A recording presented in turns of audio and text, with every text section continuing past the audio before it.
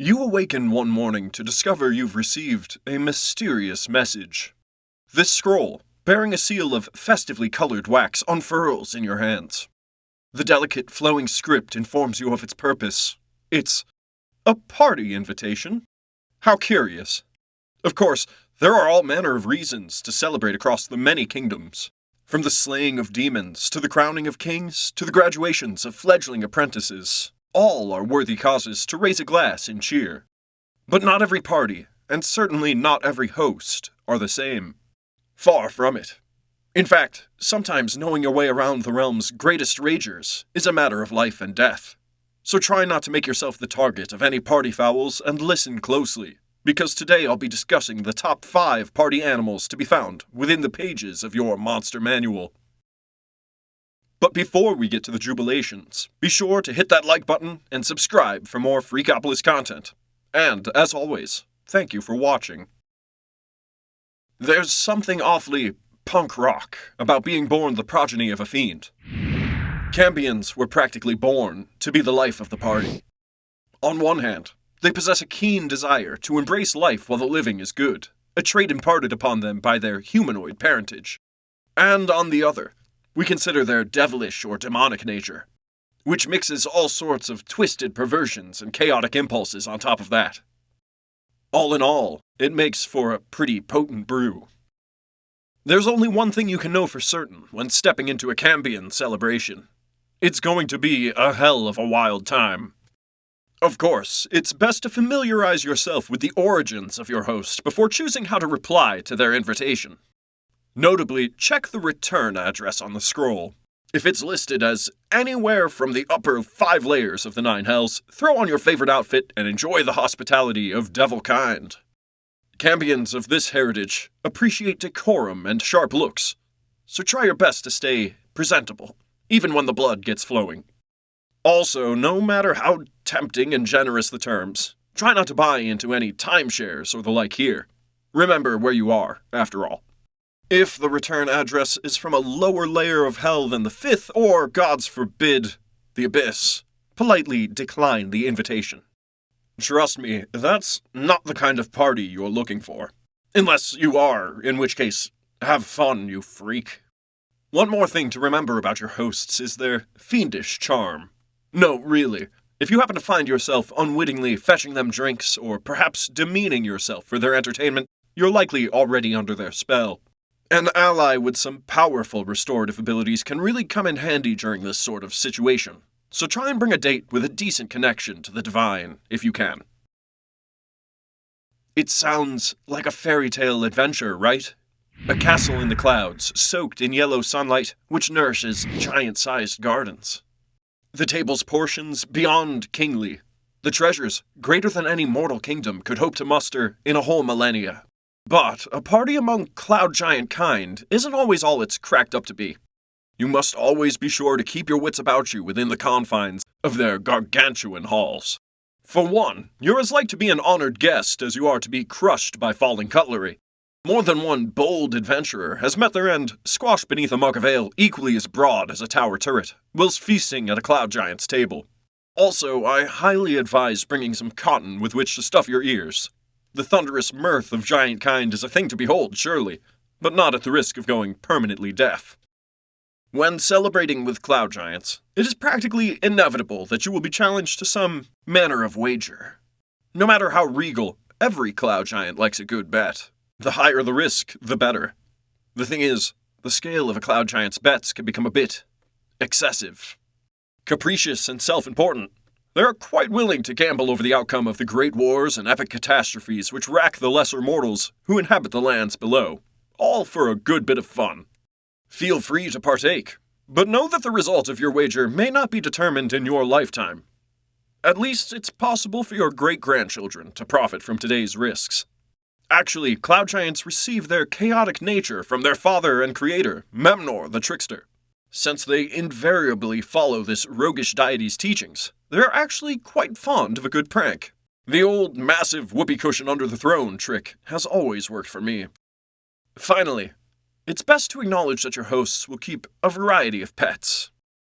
Griffins, hippogriffs, and wyverns may be close at hand, but the whys will stay clear. You don't want to go about slaying any monsters out of turn in this domain. So, I know that an invitation to a dragon's den, even a good-aligned metallic dragon's den, is an intimidating thing. I don't blame you for feeling a little shaken, perhaps. They are immensely powerful, after all. Winged, massive in stature, and supremely gifted in the arcane arts as well, dragonkind make for some notoriously difficult foes. So let's try and focus on making a good first impression, shall we? Fortunately for you, I know a surefire way to get on any copper dragon's good side. Being kind hosts and master shapeshifters, they will almost certainly greet you in their humanoid form. Have them escort you into their inner lair and promptly ask, "This is nice and all, but where's the dragon?" Trust me, it works every time. Perfect icebreaker. Anyway, it's easy enough to be a decent guest in the company of a copper dragon. The rule of highest order is to laugh at their jokes, no matter how corny or terribly dated. Share some of your own if the opportunity presents itself, too. Copper dragons are fond of a decent sense of humor, almost without exception.